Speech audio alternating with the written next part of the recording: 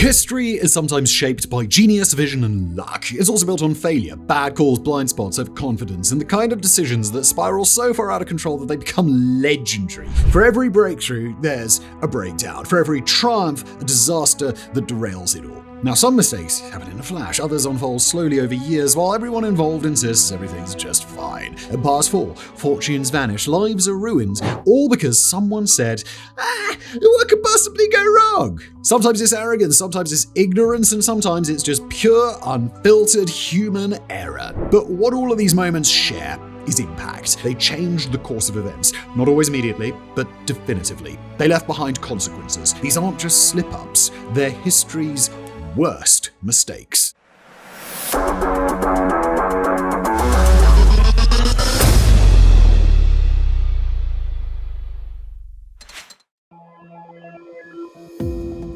It's always hard to believe that one of Earth's most advanced space agencies lost a spacecraft because someone forgot to convert inches to centimeters. But that's exactly what happened in 1999. The Mars Climate Orbiter, $193 million worth of satellite, was cruising through space following a meticulously plotted course until it wasn't. Here's the basic scrub. NASA's navigation team was working in metric units, as you'd expect, meters, kilograms, etc. Meanwhile, the engineers at Lockheed Martin, who'd built part of the software, were using imperial, pounds and feet, but no one caught it. Or if someone did, they didn't speak up. So while NASA thought the orbiter was gently adjusting its path, it was actually being yanked into a lower and lower trajectory. And then it just vanished. No explosion, no heroic final image. The Mars Climate Orbiter entered the Martian atmosphere at the wrong angle, too steep, and either burned up instantly or skipped off into space like a stone on water.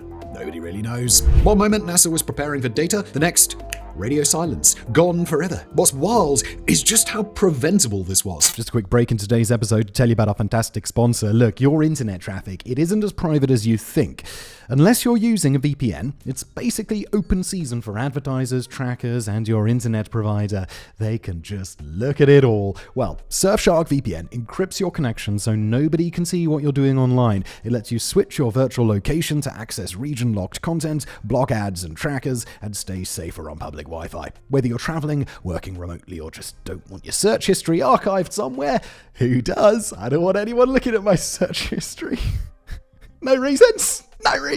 And it works across unlimited devices. And now they're offering 4 extra months with the new plan. Go to surfshark.com/side projects or use the code side projects at checkout to get 4 extra months of Surfshark VPN.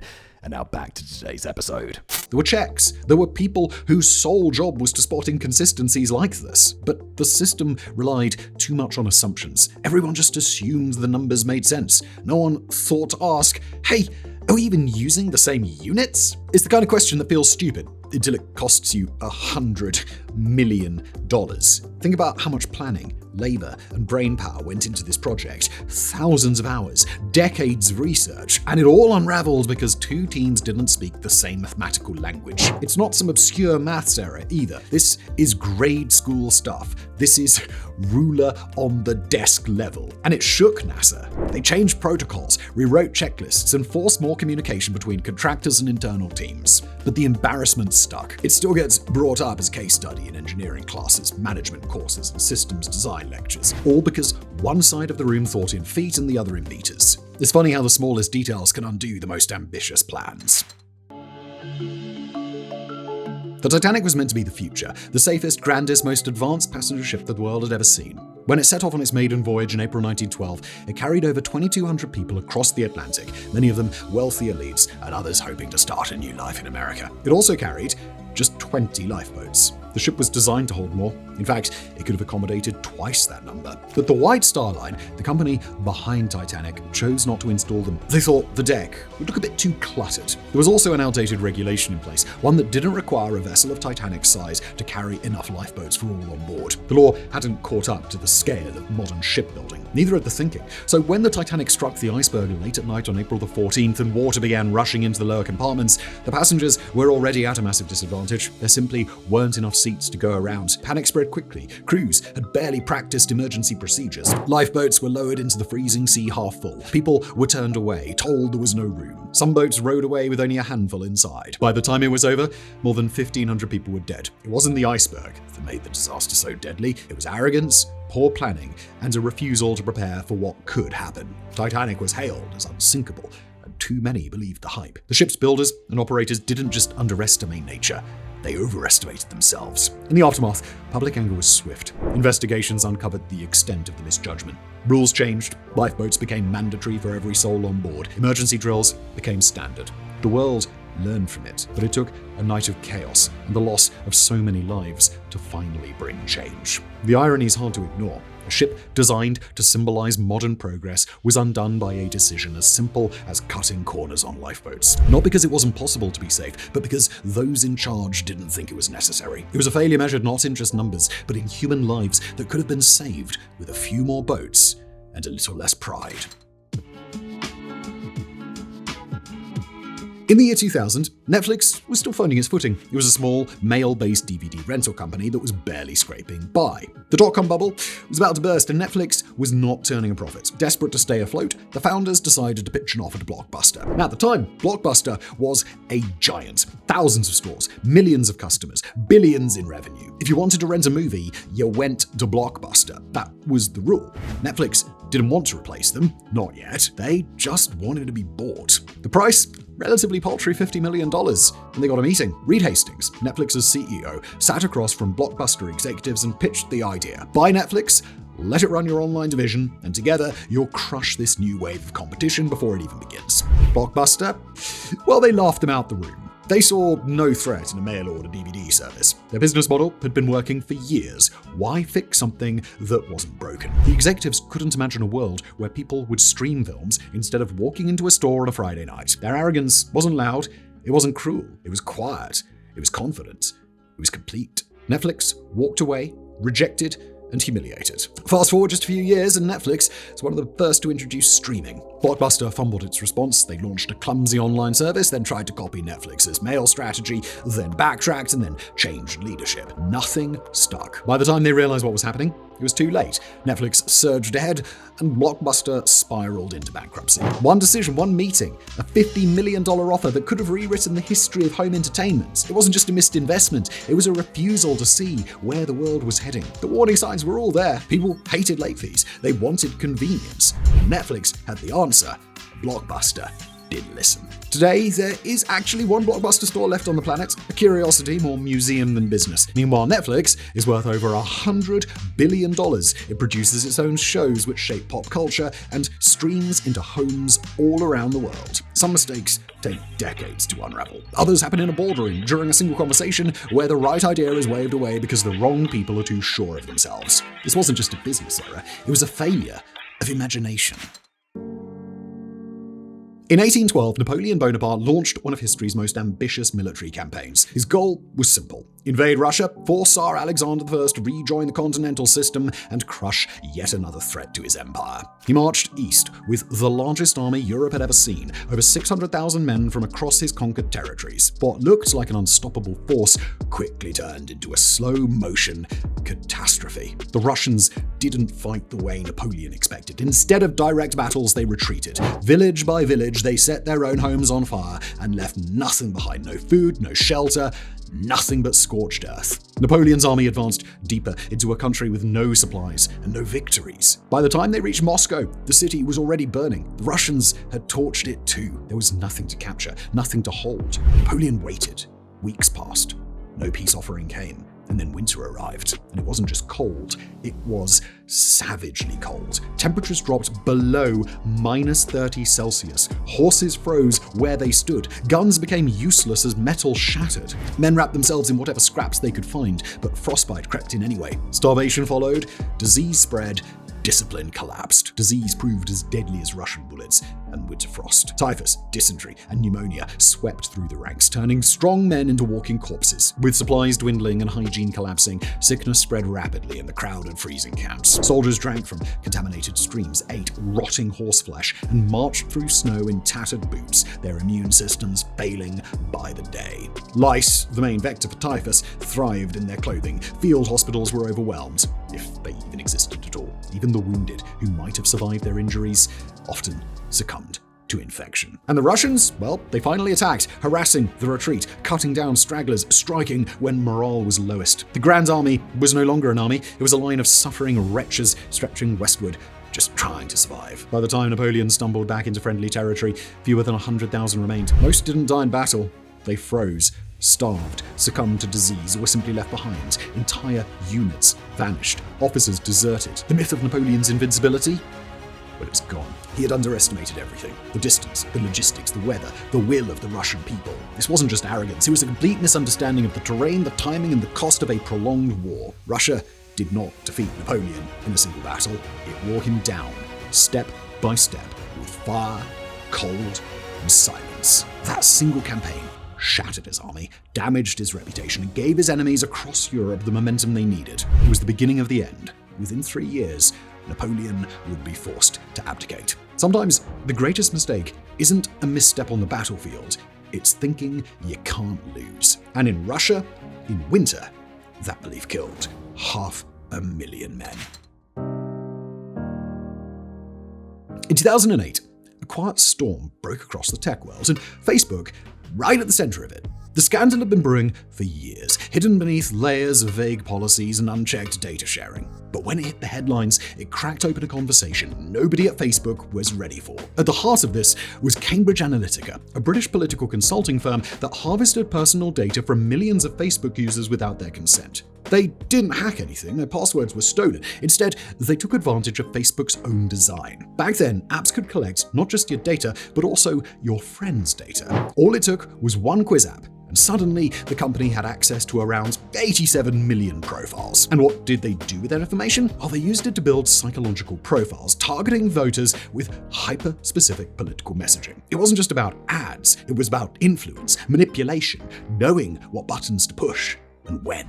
It played a role in elections. It raised questions about democracy, privacy, and whether anyone online truly had control over their own data. The Facebook Cambridge Analytica scandal had far-reaching political consequences, most notably influencing the 2016 US presidential election and the Brexit referendum. In the US, the firm worked for the Trump campaign, shaping messages to exploit emotional triggers and reinforce political biases. Though the full impact is debated, the scale of micro-targeting raised serious concerns about voter manipulation. In the UK, Cambridge Analytica was linked to Leave.eu, one of the main pro-Brexit campaigns, though the exact nature of that involvement remains murky. But these were just the most visible. Cambridge Analytica was also linked to presidential elections in India, Nigeria, Argentina, Mexico, and Kenya. This was massive business-shaping politics that affected billions of people. But Facebook didn't act fast. For a long time, they just didn't act at all. When the story broke, the reaction was fierce. Lawmakers dragged Mark Zuckerberg in front of Congress. Users deleted their accounts in protest. Regulators in the US and Europe launched investigations.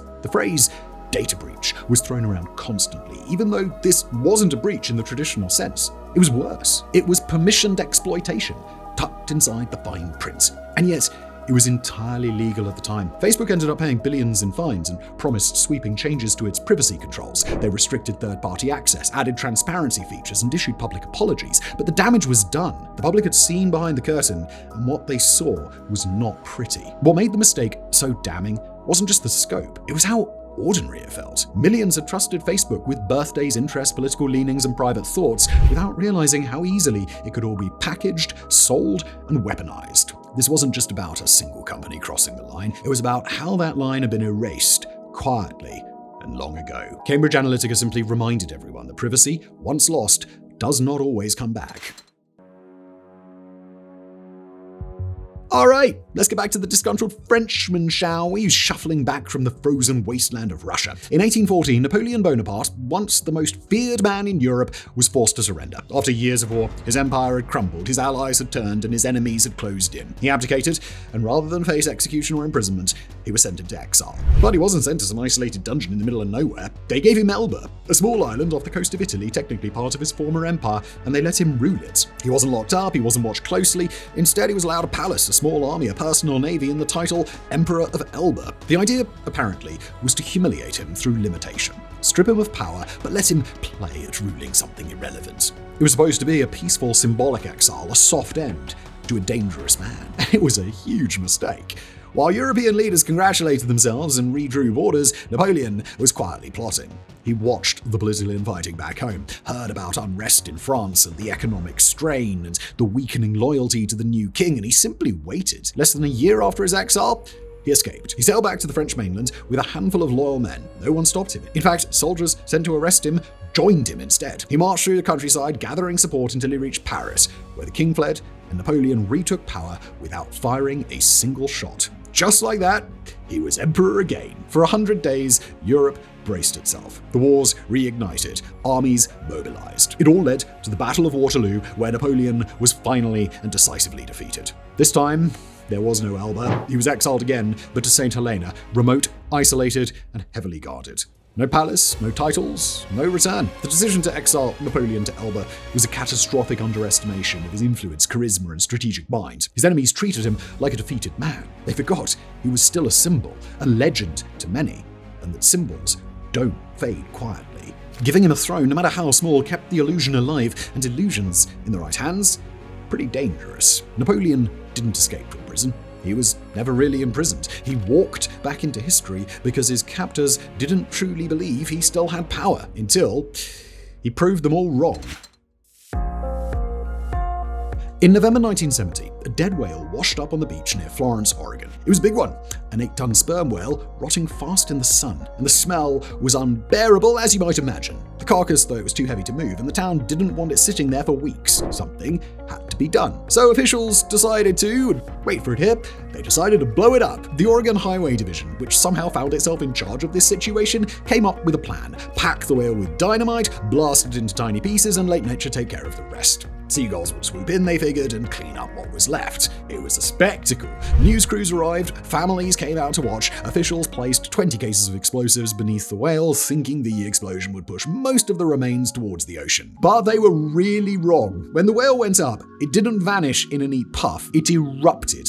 A blast of flesh, blubber, and bone shot into the sky, raining down across the beach and far beyond. Chunks the size of car doors smashed into the ground. One giant slab flattened a parked car over a quarter of a mile away. Miraculously, no one was killed, but people did panic. They screamed. News reporters ducked for cover. It wasn't just a mess, it was chaos. And the smell? Well, that would be unforgettable. And to make things worse, most of the whale remained right where it had been. The explosion didn't launch it into the ocean, it just spread the problem in every direction. Cleanup crews had come back with bulldozers to deal with what was left. The seagulls never showed up. The whole thing became an instant legend. The news report went viral decades later, turning the exploding whale into one of the internet's earliest cult phenomena. It's funny now. It's ridiculous even, but it's also a textbook case of overconfidence mixed with poor planning. The town wanted the whale gone, and they got more than they bargained for. Sometimes the worst mistakes, they're not evil, they're not reckless. They're just absurd, a strange blend of authority and experience and total lack of foresight. That's how Oregon ended up on the wrong side of a flying whale. In the late 1990s, the internet was exploding. New companies were popping up every week, venture capital flying around, and search engines were still trying to figure out how to make sense of all that chaos. At the time, Yahoo was one of the giants, a gateway to the web, a name everybody knew. But Google, well, they were still a young whippersnapper. In 1998, Larry Page and Sergey Brin were just two Stanford PhD students with a clever algorithm. They built a search engine that actually worked well. It prioritized results based on backlinks and was clean, fast, and surprisingly accurate. They called it Backrub at first, and thankfully that didn't stick. They rebranded to Google and tried to sell their technology. They went to Yahoo and asked them for $1 million. That's it. They weren't looking for a massive payday. They wanted to focus on academics and research. They just needed someone to take the tech off their hands. Yahoo turned them down. They did see the value of it. Yahoo's whole business was built around keeping users on their site. A good search engine that just sends people away somewhere else didn't fit that model, so they passed on it. But Google kept going. They got funding, built the company themselves, and slowly started eating everyone else's lunch. Better results, cleaner interface, no clutter, no portals, no flashing ads, just search that worked. Yahoo had chances to correct the mistake. In 2002, they tried to buy Google again, this time for a little bit more money, $3 billion. Google asked for $5. Yahoo refused. By 2004, Google went public. The valuation soared past $20 billion within months. Yahoo? Still big, still relevant, definitely falling behind though. They tried launching their own search engine, then they outsourced it, then they bounced between acquisitions and redesigns trying to stay in the game, but nothing worked. Eventually, Yahoo spiraled into decline. It was sold in pieces. Meanwhile, Google became Google. Today, it is worth over $1 trillion and dominates search, ads, video, smartphones, and more. The company that once offered to sell for the price of a modest startup now controls how billions of people access information. And all Yahoo had to do was say yes please and write a smallish check. It wasn't just a missed opportunity, it was a complete failure to understand where the web was going. They looked at a new way of doing things and chose the old way, not out of ignorance, but confidence. Sometimes the worst mistake isn't seeing the future, it's refusing to believe that it's already at the door. This sounds like a joke. A flood of molasses, something from a cartoon or a poorly written headline. But on January the 15th, 1919, in Boston's North End, it was anything but funny. A massive storage tank, 50 meters or 50 feet tall and 27 meters or 90 feet across, held over 7.5 million liters or 2 million gallons of thick, sticky molasses. The United States Industrial Alcohol Company owned it and used it to make alcohol-free munitions and other products. For years, the tank groaned and leaked. Local kids would scrape the sweet stuff from the seams. People complained, but the company ignored them. That morning, the weather shifted sharply. Warm air swept in after a cold snap. The molasses inside the tank expanded rapidly. At around lunchtime, with no warning, the tank exploded, and what followed was chaos. A 15-foot wave of molasses surged through the streets at 35 miles an hour. It flattened buildings, smashed freight cars, and swept people off their feet. Horses were sucked under. Men, women, and children were trapped in the sludge, which hardened quickly in the cold air. Screams were muffled. Rescue efforts were slow and gruesome. 21 people died. Over 100 were injured. The cleanup took weeks. Workers used saltwater pumps and sand. The molasses clung to everything: streets, sidewalks, even the harbor, which stayed brown for months. The smell reportedly lingered on for years. At first, the company blamed anarchists. Sabotage, they claimed. But as investigations unfolded, it became clear that the real culprit was negligence. The tank had never been properly tested. Its seams were weak. It was overfilled. The steel too thin. Engineers had raised concerns, but those concerns were simply ignored. The court case dragged on for years. Eventually, the company was found liable and had to pay out damages. It became one of the earliest class action settlements in American history. Most disasters come from dramatic causes: fires, storms, war. This one came from syrup. What made it deadly wasn't just the explosion, it was how completely avoidable it was. Someone could have reinforced the tank, listened to the warnings, cared enough to check. Instead, 21 lives ended in a wave of something no one had ever feared. And now, over a century later, the Great Molasses Flood stands as a sticky, surreal reminder of what happens when warning signs are ignored and shortcuts become standard. Even molasses, slow as it seems, can kill when moving fast enough. In 2005, Sony BMG, one of the biggest music labels in the world, tried to fight music piracy with a new trick. It didn't work. In fact, it exploded into one of the biggest digital privacy scandals of the 21st century, and Sony ended up being the pirate. The mistake started with a copy protection system Sony quietly installed on millions of CDs. The goal was simple: prevent users from ripping and sharing music online. But the method, that's where it all went wrong. When someone played one of these CDs on a Windows computer, a hidden piece of software was automatically installed without their consent. The software, called a rootkit, burrowed deep into the system and made itself nearly invisible. It couldn't be seen, it couldn't be easily removed, and it constantly monitored the user's behavior. It was, by all practical definitions, malware, but it came from a trusted multinational brand. Even worse, the rootkit created massive security vulnerabilities. Hackers quickly discovered they could hide viruses and malicious code under the same cloak that Sony had built. In trying to stop piracy, Sony had unintentionally opened the door for cybercriminals to infect millions of computers. When cybersecurity expert Mark Russinovich exposed the rootkit, The backlash was immediate and furious. Tech blogs lit up. Privacy advocates and security professionals slammed Sony. Lawsuits followed. Class actions were filed. Governments stepped in. The US Department of Homeland Security even issued a warning: don't use Sony CDs. Sony's response only made things worse. At first, they denied the problem. Then they offered an uninstaller that, shockingly, it actually made the problem worse by exposing more system vulnerabilities. It was a comedy of errors, but nobody was laughing. Eventually, Sony issued a full recall of the affected CDs, millions of them, and was forced to settle lawsuits with state attorney generals, the Federal Trade Commission, and angry consumers. But the damage wasn't just legal or financial. It was reputational. Sony had fundamentally violated its customers' trust. People expected spyware from sketchy pop-up ads, not from the album that they'd just bought. And ironically, the anti-piracy effort didn't stop piracy at all. Within days of release, cracked versions of the same albums were already online, completely unprotected. The rootkit scandal exposed a growing tension between digital rights enforcement and consumer freedom. Sony had treated its customers like criminals, and in doing so, became the villain. The episode sparked years of debate around DRM, that's digital rights management, privacy, and how far companies should go to protect their content. Because the moment you sneak into people's computers without asking, you're not protecting music, you're invading their home. It's Groundhog Day! Another megalomaniac, another grand ambition of conquering Russia. History does indeed repeat itself. So, in June 1941, Adolf Hitler launched Operation Barbarossa, the largest invasion in military history. Over 3 million German troops crossed into the Soviet Union, backed by thousands of tanks and aircraft. It wasn't just a military campaign, it was ideological. Hitler believed the Soviets would collapse in weeks. He believed the Red Army was weak, that communism was rotten to its core. He indeed believed a lot of things that weren't true. At first, the Germans moved fast. They encircled Soviet forces, took massive swaths of territory, and pushed deep into their enemy state. But the Soviet Union didn't collapse. It retreated. It burned its own farms, factories, and rail lines. It stretched the Germans thinner and thinner, and then came the mud.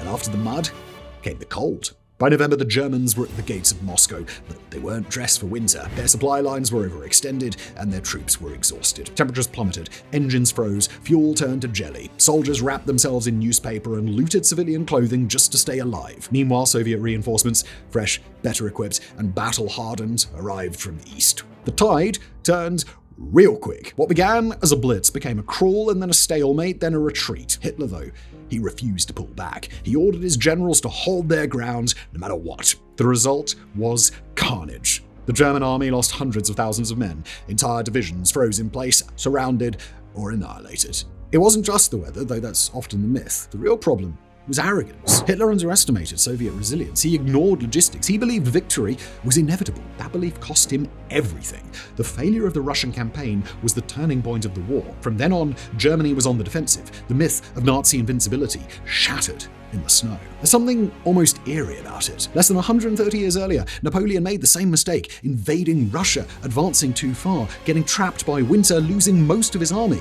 You'd think that someone in Nazi high command might have opened a history book, but they didn't. They believed their own hype, or rather, one man believed his own hype, and everybody else probably feared piping up. Hitler believed technology, discipline, and ideology could overcome geography, weather, and time. He was wrong.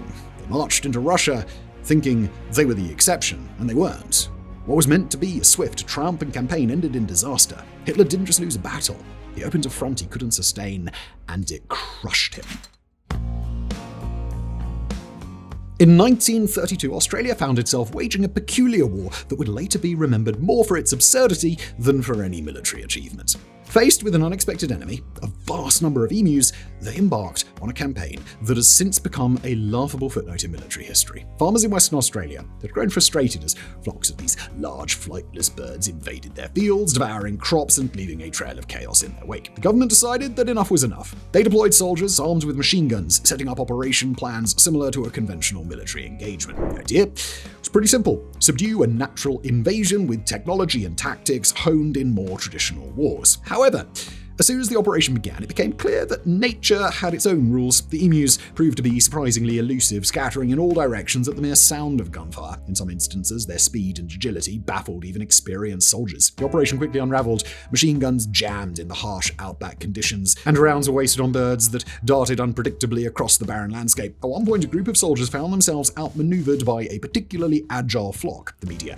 picked up on the debacle, and soon the operation was being ridiculed in headlines that painted the government as powerless against a flock of birds. And one might ask, well, how does a military force lose a battle against animals? Well, that was the uncomfortable question facing the Australian authorities. The emus weren't planning a coordinated attack. They were simply following their instincts, surviving and thriving in an environment left largely unmanaged by human hands. In the end, after several weeks of failed attempts and public embarrassment, the so-called Emu War drew to an inconclusive close. The soldiers withdrew, and the birds continued roaming the countryside unchallenged. The memory of the Emu War remains a striking and pretty humorous symbol of misguided efforts, a time when a country's military apparatus was tangled in a farce of its own making.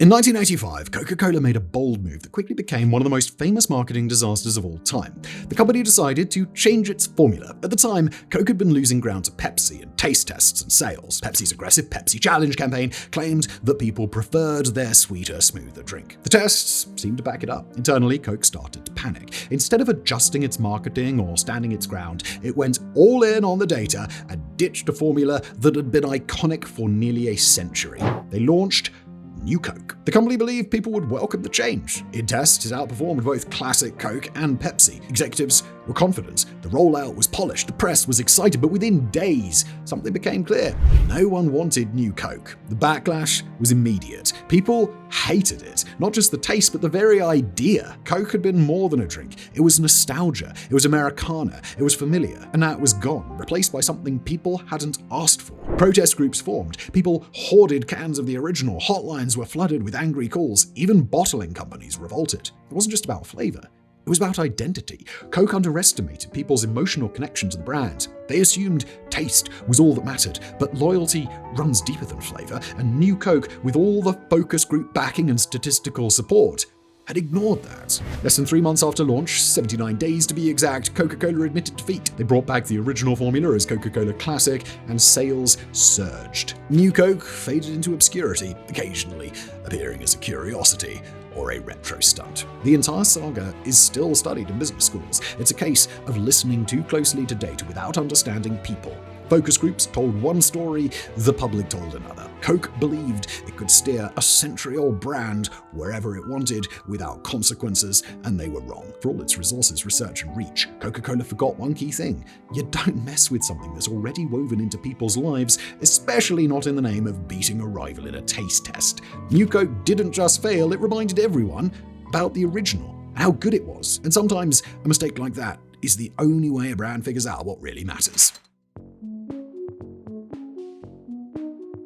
At the turn of the millennium, Enron was a Wall Street darling. It was flashy, confident, and seemingly unstoppable. The company had transformed from a traditional energy supplier into a symbol of the new economy. On paper, it looked brilliant. Massive revenues, rapid growth, a stock price that just kept on climbing. But it was all a lie. Behind the scenes, Enron was using a complex web of accounting tricks to hide debt and inflate profits. They created shell companies, special purpose entities with names like Jedi and Chuko, moving losses off the books and reporting earnings that didn't actually exist. Executives were rewarded for short-term gains. The higher the share price soared, the more they cashed out. The entire company became a game of illusion. Appear successful no matter what. Manipulate numbers, confuse analysts, keep everyone smiling while their foundation just quietly rots away. Investors didn't question it, and most just didn't want to. The numbers looked great. The reports, they were so shiny, and Enron's leadership, particularly CEO Jeffrey Skilling and Chairman Ken Lay, were celebrated as visionaries. Even employees bought in, quite literally. Many had their retirement savings tied up in Enron stock.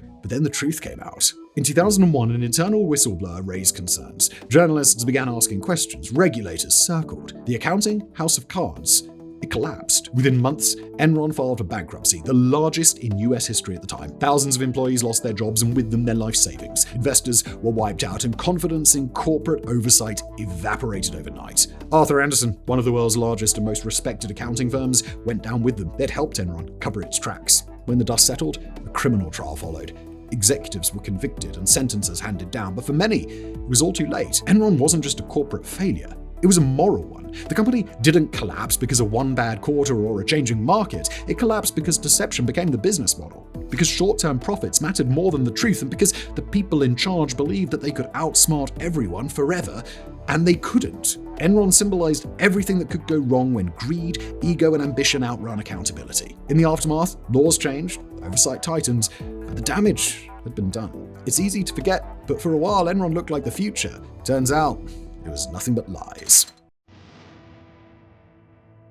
In 1971, President Richard Nixon stood before the American public and declared drug abuse public enemy number one. Thus began the war on drugs, a decade-long campaign that would cost over $1 trillion, incarcerate millions, and reshape entire communities without ever winning the war that it set out to fight or coming anywhere close. What started as a tough-on-crime initiative quickly turned into a sweeping crackdown focusing heavily on punishment over treatment. Harsh sentencing laws were introduced, funding for law enforcement skyrocketed, and police departments were militarized. Meanwhile, resources for addiction, recovery, education, and mental health support were largely ignored or even gutted. At the heart of the problem was a dangerous assumption that drug use could be solved by force. But it wasn't just a policy failure, it was a deeply racialized one. Nixon's former domestic policy chief, John Ehrlichman, later admitted the administration had ulterior motives to disrupt black communities and the anti-war left by linking them to heroin and marijuana, then over-policing them under the guise of public safety. In the 1980s, the war on drugs intensified under President Ronald Reagan. The infamous Anti-Drug Abuse Act of 1986 created mandatory minimum sentences, most notoriously punishing crack cocaine possession far more harshly than powdered cocaine. Crack was more common in poor black neighborhoods, powder in wealthier white ones. The effect was mass incarceration. America's prison population exploded from around 300,000 in 1980 to over 2 million today, disproportionately filled with black and Latino men for non-violent drug offenses. Families were broken, a generation was lost, and for what? Drugs didn't go away. If anything, they evolved, they boomed. Cocaine gave way to meth, heroin to prescription opioids, to fentanyl. The US overdose rate has continued to climb with 100,000 deaths in 2022 alone. Despite decades of zero-tolerance rhetoric, addiction has remained a medical issue dressed up as a criminal one. Meanwhile, entire countries paid the price. US-funded anti-drug operations in Colombia, Mexico, and other parts of Latin America fueled violence, corruption, and instability. Drug cartels grew more powerful. Civilians paid the highest cost. So how much has the US spent on this ridiculous failure? 100 billion? 500 billion? No, we'll double that. The United States has spent, as we said, over $1 trillion on a war that, if you look at addiction numbers and usage, has done absolutely nothing. In recent years, though, attitudes have shifted. Cannabis has been legalized or decriminalized in many states. Some cities are experimenting with decriminalizing psychedelics and even small amounts of hard drugs. But the legacy of the war on drugs still lingers in overstuffed prisons, broken trust in law enforcement, and a public health system playing catch-up. It was a war waged with slogans, not solutions. Handcuffs, not healing. The war on drugs wasn't just ineffective and massively costly, it was counterproductive. It failed to understand addiction, and in doing so, it created damage that's taking decades to undo.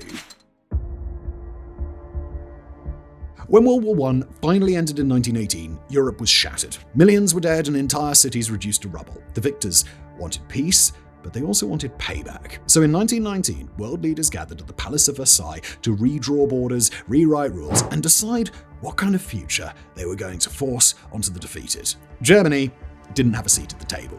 The Treaty of Versailles was designed to prevent another war, and instead, it helped build the next one. The terms were harsh, they were brutal. Germany was blamed entirely for the war. Article 231, the infamous War Guilt Clause, made sure of that. The country was ordered to pay massive reparations, lose significant territory, and accept strict military limits. Its economy, already damaged by war, was kicked while it was down. The humiliation ran deep. Many German citizens didn't believe they'd truly lost the war. The armistice hadn't been a battlefield surrender. It had been a negotiation, but now they were being told that they were solely responsible, and worse, that their punishment would last for generations. Resentment bloomed fast, and in that resentment, new movements began to stir. The Allies thought they were securing peace through punishment, but underestimated the bitterness that could grow in the cracks. Back home, in Britain and France, the treaty was seen as fair. If anything, even too soft. But in Germany, it became a rallying cry. Extremist voices rose, claiming betrayal, injustice, and the need to restore national pride. One of those voices, of course, belonged to a former soldier who'd fought in the trenches, Adolf Hitler. He'd used Versailles like a match. The treaty didn't just redraw maps, it redrew people's minds. It created wounds deep enough to be weaponized, and it ignored a fundamental truth. Lasting peace does not come from humiliation, it comes from stability and balance. And Versailles offered none of that. By the 30s, Germany had defaulted on its payments, rearmed its forces, and began tearing up the treaty's terms one by one. The League of Nations stood by. The world was exhausted from one war and it had its eyes closed at the start of the next. Versailles wasn't a single mistake, it was a cascade. It turned a broken Germany into a breeding ground for revenge, and within 20 years the world was burning once again. In 1972, 5 men were caught breaking into the Democratic National Committee headquarters at the Watergate complex in Washington, D.C. It should have been a small-time scandal, some political spying gone wrong, an embarrassment maybe, but not a presidency-ending event. But Richard Nixon didn't let it go. Instead of distancing himself, he dug in. His administration tried to cover it up. They paid hush money, pressured investigators, and lied to the public. Every time someone got close to the truth, the White House pushed back harder. What began as a botched burglary became a slow-motion collapse of trust. The press played a key role. 2 young Washington Post reporters, Bob Woodward and Carl Bernstein, kept following the trail. They had a source, Deep Throat, as he became known, who helped connect the break-in to the White House. Still, for months, Nixon denied everything. He won re-election in a landslide that November. But the lies didn't hold. One of the turning points came when it was revealed that Nixon had secretly recorded conversations in the Oval Office. He tried to keep the tapes hidden and fought tooth and nail to avoid handing them over, but eventually, under pressure from the courts and Congress, they were released. What the tapes revealed wasn't just involvement, it was strategy. In one recording, just days after the break-in, Nixon and his chief of staff discussed using the CIA to stop the FBI from digging in too deep. And that was the end. Faced with almost certain impeachment, Nixon resigned in August 1974. He was the first US president to do so. His successor, Gerald Ford, issued a pardon, not to absolve, but to move on. The damage, however, was already done. Public trust in government plummeted. The myth of presidential infallibility was shattered. Watergate wasn't about the break-in. It was about the reaction to the break-in. It was about how power handles accountability, how quickly truth is buried when image is at stake. Nixon didn't fail because of what others did. He fell because he tried to smother it, to control fallout with lies and pressure. If it owned up early, it might have faded, but he didn't do that. He clung to power until it burned him, and the country watched in real time as the most powerful man in America was brought down by his own cover-up. In 1947, after nearly 2 centuries of British rule, India finally gained independence. But freedom came at a price. This price was one of modern history's most violent and chaotic upheavals. The British exit was not graceful. With the empire collapsing and tensions boiling between Hindus and Muslims, they decided to divide the country into 2 separate nations, India and Pakistan. It was rushed, and it was badly planned. The man tasked with drawing the new borders, Cyril Radcliffe, had never actually been to India. He had 5 weeks to split a subcontinent. He worked from outdated maps and population estimates, trying to carve religious lines through villages, cities, rivers, and homes. When the final boundary was revealed, chaos exploded. Communities that had lived side by side for generations were suddenly enemies. Trains became death traps. Caravans of refugees stretched across the land, millions of people trying to get to their side. Families were torn apart, temples and mosques burned, violence spiraled. At least 1 million people were killed in the riots and more than 14 million were displaced. There were no peacekeepers, no infrastructure to manage the migration, just anger, confusion, and fear. Leaders on all sides were overwhelmed. Gandhi pleaded for unity, fasting in protest, but even he couldn't stop the bloodshed. Mountbatten, the last British viceroy, defended the speed of the withdrawal, saying delays would have made things worse. But that did not convince those left behind in the rubble. The partition was meant to create peace through separation. What it created was one of the largest human displacements in history and a deep, permanent scar between 2 nations. The effects are still felt today. India and Pakistan have fought multiple wars, tensions remain high, and the border Radcliffe drew in haste has become one of the most dangerous flashpoints in the world. It's easy to look back and see the warning signs, the simmering religious violence, the lack of planning, and the political pressure to leave quickly. But at the time, the British Empire was more concerned with its own exit than the fallout from that exit. They didn't stay to fix what they broke. Partition wasn't just a political failure, it was a human disaster born from haste, arrogance, and a refusal to listen to those who would have to live with the consequences. For decades, the Berlin Wall stood as a grim symbol of division. East and West, communism, capitalism. It was concrete, barbed wire, guards with rifles. Families were split in half. Escape attempts were met with bullets. No one expected it to fall peacefully, especially not because of a press conference gone wrong. But that's what happened in November 1989. By then, pressure was mounting. The Soviet Union was weakening. Protests were growing in East Germany. Citizens were demanding reform, travel rights, anything that didn't feel like a cage. The East German government, trying to calm unrest without losing control, decided to loosen border restrictions. They drafted new travel rules. People would be allowed to apply for visas to leave the country, though under tight regulations and slow processes. It was supposed to be a cautious step, and then came the press briefing. On the evening of November the 9th, a tired and unprepared official named Günter Schabowski took the stage to announce the new policy. He hadn't been properly briefed. A reporter asked when the changes would take effect. Schabowski hesitated, shuffled his notes, and then said the words that lit the fuse. "As far as I know, effective immediately, without delay." Now, that wasn't true, but it did not matter. East Berliners watching the live broadcast heard only one thing. The borders were open. Thousands flocked to the wall. They gathered at checkpoints, demanding to be let through. Border guards, confused and without orders, tried to hold the line, but they gave up. There wasn't any gunfire or resistance. It was just a whole lot of bewilderment. And then the gates opened. People poured through. Some cried, some hugged strangers. Others climbed the wall and danced on top of it.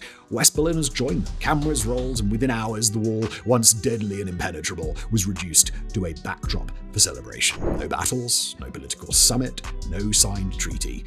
Just a slip of the tongue. What was meant to be a controlled policy shift became the end of an era. In the months that followed, East Germany collapsed, Germany reunified, and the Cold War edged toward its conclusion. There's a strange kind of poetry in how it happened. A moment of miscommunication undid what decades of diplomacy and conflict couldn't.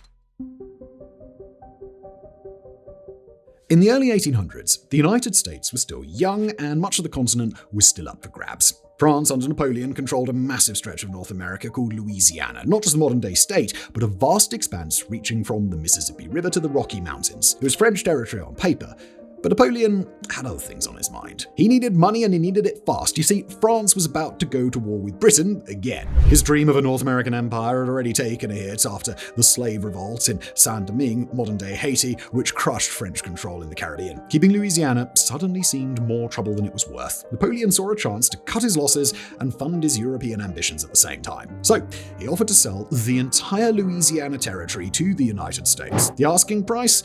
$15 million. But here's the part that often gets overlooked. France hadn't always owned that land. It had been Spanish territory just a few years earlier. Spain had handed it over in a secret treaty with the understanding that France would never sell it to a third party. But Napoleon didn't care, and he made the deal anyway. And Spain, not very happy about that. They'd given Louisiana back to France, thinking it would act as a buffer between them and the United States, a useful barrier to protect their other holdings in the Americas. Now, practically overnight, the United States had doubled in size, and Spain had helped make it possible. But by the time they found out the deal was done, there wasn't any going back. For the US, it was the bargain of the century. $15 million for 828,000 square miles. That's around 4 cents an acre. It gave America control of the Mississippi River, access to valuable trade routes, and laid the groundwork for westward expansion. For Spain, it was a diplomatic embarrassment. They'd trusted Napoleon to hold the territory, not flip it for cash. What seemed like a quiet handoff turned into a geopolitical earthquake. Spain didn't just lose land, they lost influence. And they'd done it by trusting someone who'd never intended to honor the arrangement. Napoleon saw an opportunity. The US took it. Spain was left watching a continent shift without firing a shot. After the 1803 Louisiana Purchase, tensions between the US and Spain simmered for years, eventually boiling into the Spanish-American War of 1898. The US had long been interested in expanding its influence, particularly over Spanish territories like Cuba, Puerto Rico, and the Philippines. American support for Cuban independence grew throughout the 19th century, fueled by sensationalist media, what became known as yellow journalism that exaggerated Spanish atrocities. When the US battleship Maine exploded in Havana Harbor in 1898, American newspapers blamed Spain, inflaming public outrage. Although the exact cause of the explosion remains unclear, cries of "Remember the Maine" pushed the US toward war. Congress declared war on Spain in April 1898. After a swift and decisive campaign, Spain's empire crumbled, and it ceded control of Cuba, Puerto Rico, Guam, and the Philippines to the United States, marking a major shift in global power toward the US. And it all began with a bad deal over the Louisiana territory. In 1972, Ferdinand Marcos, the president of the Philippines, made a move that would transform his country for decades. He declared martial law. Officially, it was in response to growing unrest, student protests, communist rebels, a bombing in Manila. See, Marcos claimed that the nation was in danger and only strong, centralized control could restore order. What followed, though, definitely wasn't stability. It was the systematic dismantling of democracy. The constitution was suspended, Congress was dissolved, media outlets were shut down or taken over, and political opponents were jailed, exiled, or disappeared. Marcos ruled by decree. He censored dissent, reshaped laws, and filled positions of power with loyalists. What became a temporary emergency became indefinite rule. At the same time, his public image was carefully polished. He promised progress, new roads, infrastructure, and reform. For a while, some believed it. He projected strength and discipline. His wife, Imelda Marcos, toured the world as a symbol of elegance and modernity. But behind the scenes, the country was bleeding. The economy, propped up by foreign loans, started to crack. Corruption seeped into every layer of government. Billions were stolen, human rights abuses mounted, and torture centers operated in secret. Thousands were detained without trial, and fear just became a normal part of life. And through it all, Marcos stayed in power. Election after election was simply rigged. The opposition was splintered, and dissent was simply dangerous. Martial law wasn't just about security, it was about control. Officially, it lasted until 1981, but even after it was lifted, the same regime stayed in place. The system it built didn't just vanish. It lingered. Then in 1983, opposition leader Benigno Aquino Jr. was assassinated. He was shot on the tarmac as he returned from exile. That single moment shattered the illusion of calm. Protests exploded, the economy worsened, international support for Marcos began to crack. By 1986, it was all over. The people power revolution brought millions to the streets. It was backed by the church, the media, even parts of the military. Faced with a country rising against him, Marcos fled, and he left behind a system that was broken, with a legacy of fear, stolen wealth, and hollow promises. And make no mistake about it, the country is still feeling effects of this today. Martial law wasn't a mistake in theory, but it was catastrophic in practice. It was a leader convincing himself that democracy could be paused for the greater good, then deciding never to press play again. Marcos declared it to save the nation, but it nearly destroyed the Philippines. By the mid-1980s, the Soviet Union was cracking. The economy was stagnant, factories churned out low-quality goods that no one wanted, corruption was embedded at every level. People were frustrated, but they whispered it because to say it out loud was too dangerous. Then came Mikhail Gorbachev. He was young, sharp, and he wanted to change things. His two signature policies, perestroika, restructuring, and glasnost, or openness, were meant to pull the country back from the edge. Perestroika would reform the economy, ejecting some market mechanisms into the rigid central planning model. Glasnost would lift the curtain on censorship, letting people speak more freely and exposing flaws so that they could be fixed. In theory, it was bold and necessary. In practice, it unraveled really quick. Glasnost opened the floodgates. People didn't just start talking, they started shouting. Decades of bottled up anger, truth, and trauma poured out. Stalin's crimes were dragged into the open. Corruption was exposed. Newspapers began publishing stories that would have landed them in prison just months earlier. And suddenly, everyone could see just how broken the system really was. The problem was that perestroika couldn't keep up. The economy didn't improve, shortages got worse, prices rose, and state-run industries buckled under confused reforms. People weren't just more aware of the dysfunction, they were now living through the consequences of half-finished changes with no safety net beneath them. Nationalist movements erupted in Soviet republics, and old grievances surfaced. The Baltic states pushed for independence. In Georgia, Ukraine, and Armenia, calls for separation grew louder. The central authority was just losing control. Gorbachev wanted to save the Soviet Union by fixing it, but the openness he encouraged also gave voice to people who didn't want it saved at all. Meanwhile, hardliners in the Communist Party watched in horror. They saw their grip slipping. In 1991, they tried to seize power through a coup with tanks rolling into Moscow, but people resisted. Protesters filled the streets, and the coup failed. But the message was clear. The old system was done. By the end of the year, the Soviet Union had collapsed. 15 republics had broken away. Gorbachev had resigned, not from power, but from a country that no longer existed. It wasn't the reforms themselves that caused the fall. It was the timing, the speed, and the overwhelming pressure of too many truths emerging all at once. Glasnost lit a match. Perestroika couldn't douse the fire. Gorbachev tried to open the windows, and the wind took the bloody roof off. The Library of Alexandria wasn't just a building, it was an idea, an attempt to gather all the world's knowledge in one place. Scrolls from Greece, Egypt, India, Persia, and Babylon. Texts on astronomy, medicine, philosophy, and mathematics. It was said to hold hundreds of thousands of works, many of which existed nowhere else. It was the cradle of human knowledge and then it vanished. The library's destruction, it wasn't a single moment, despite as often told. It was a slow unraveling, spread over centuries, made worse by war, politics, and just simply neglect. Julius Caesar is usually blamed first. In 48 BC, he ordered the harbour set ablaze while fighting in Alexandria. The fire spread inland, and ships burned, and so did warehouses, and, well, with it, much of the library's collection. But that wasn't the end. Later rulers tried to rebuild, but the damage had been done. The momentum was gone. There were more fires, there were more conflicts, the city was invaded, conquered, recaptured. Some blame Christian zealots in the 4th century who saw pagan texts as dangerous. Others point to Muslim forces in the 7th century who may have viewed the scrolls as irrelevant if they weren't in the Quran. Historians still argue over who finally destroyed it. Maybe no one did.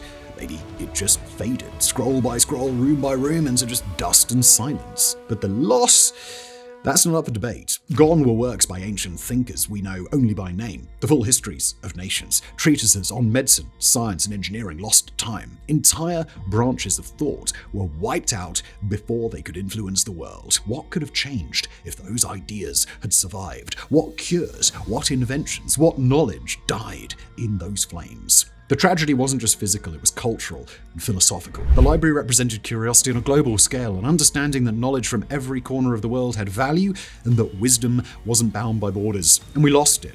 We didn't lose it once, we lost it over and over. Today we build archives in the cloud, we store backups across continents and guard digital information with firewalls and satellites. But even now we're not immune. Data disappears, systems crash, empires fall. The Library of Alexandria reminds us that knowledge, no matter how vast, is fragile. It doesn't take much to erase the past. It takes just a spark, a war, a moment of indifference. And once it's gone, we may never know what we've lost. In 2005, on the Tokyo Stock Exchange, one small slip of the keyboard triggered a financial disaster that still makes traders wince today. Mizuho Securities, one of Japan's biggest investment firms, was preparing to sell shares in a company called JCOM, a routine transaction. Nothing flashy about it at all. The plan was to sell one share for 610,000 yen. Pretty straightforward stuff. But someone, somewhere in the chain, flipped the numbers. Instead of one share for 610,000 yen, they placed the order to sell 610,000 shares for 1 yen each. Immediately, the order hit the market. Traders stared at their screens as the numbers rolled out, disbelief turning to panic. The glitch was obvious. JCOM had fewer than 15,000 shares in total, but the system accepted the sale anyway, and buyers pounced. Mizuho tried to cancel the order. They couldn't. The Tokyo Stock Exchange's system, shockingly, had no mechanism for cancelling a trade after execution, even one as clearly broken as this. Every second the trade remained active, Mizuho hemorrhaged money. The losses piled up fast. And when it was finally over, Mizuho had lost more than 40 billion yen, that's around $300 million, from a single misplaced order. One wrong entry, a few seconds of oversight, and hundreds of millions of dollars gone. The fallout was absolutely brutal. Mizuho's leadership was forced to resign, and the Tokyo Stock Exchange itself came under fire for lacking basic safeguards. Investors lost confidence, reforms followed, but the damage was done. This wasn't a market crash or a fraud scheme. It was just a typo, a clerical mistake with no criminal intent, no malice, just one person hitting the wrong keys, and a system that let it happen. The digital age was supposed to eliminate this kind of human error. But in this case, the technology made it worse. It processed the order instantly, with no questions asked and no safety net. What makes this mistake legendary isn't just the money, it's the simplicity. It's how easy it was to understand, how easily it could happen again. In the world of high finance, billions are moved with a single click. Confidence is built on precision, so when that precision fails, even once, it shakes everything. There's a lesson here about trust, automation, and fallibility, but mostly, it's just a cold reminder of this. Sometimes the most expensive mistake in the room isn't a fraud or a crisis, it's a typo, it's a slip of thought, a careless tap on the keyboard. In 1588, King Philip II of Spain launched one of history's most ambitious naval campaigns, and his goal was clear: invade England, overthrow Queen Elizabeth I, and restore Catholic rule. The plan was grand, the fleet was enormous. The Spanish Armada, a force of over 130 ships, carried thousands of men and the weight of the empire. But the sea had other plans. The Armada sailed north from Spain, heavily armed, but slow and cumbersome. England's navy, though smaller, was faster and more flexible. They harassed the Spanish fleet up the English Channel, using fireships to scatter them and forcing engagements on English terms. Still, the invasion might have succeeded, if not for the weather. After a skirmish off the coast of Gravelines, the Spanish attempted to regroup, but they couldn't link up with their land forces. English ships kept the pressure on, and soon the Armada was forced to retreat north around Scotland and Ireland. That's when the storms hit. Now, if you've ever witnessed the northern extremities of the British Isles and Islands, you will know full well that it can be a merciless and unforgiving place. Gale-force winds shredded sails, smashed ships against rocky coasts, and scattered the fleet. Dozens of vessels were wrecked, thousands of men drowned, starved, or were killed by locals upon reaching shore. By the time the survivors limped back to Spain, over a third of the fleet was gone. It wasn't just a military loss, it was a political and psychological blow. Spain, then the most powerful empire on earth, had been humbled not just by England's naval tactics, but also by poor planning and sheer misfortune. Philip had relied on tight coordination between land and sea, but coordination was patchy, commanders were divided, and no one had accounted for the brutal force of the Atlantic. The English celebrated. Elizabeth delivered her famous Tilbury speech in armour, rallying the troops and casting herself as both queen and soldier. The Armada's failure became a symbol of divine favour, some said, proof that Protestant England had been protected by the hand of God. Take away this poetry, and you're left with a disaster that's just rooted in arrogance and logistics. The Spanish overestimated their strength, underestimated their enemy, and failed to respect the sea. This led to Britain slowly surpassing Spain as a global superpower. The Armada wasn't just defeated by firepower, it was undone by confusion, delay, and nature itself. And that's the strange truth about empire. It doesn't always collapse under the weight of its enemies. Sometimes it's simply the wind.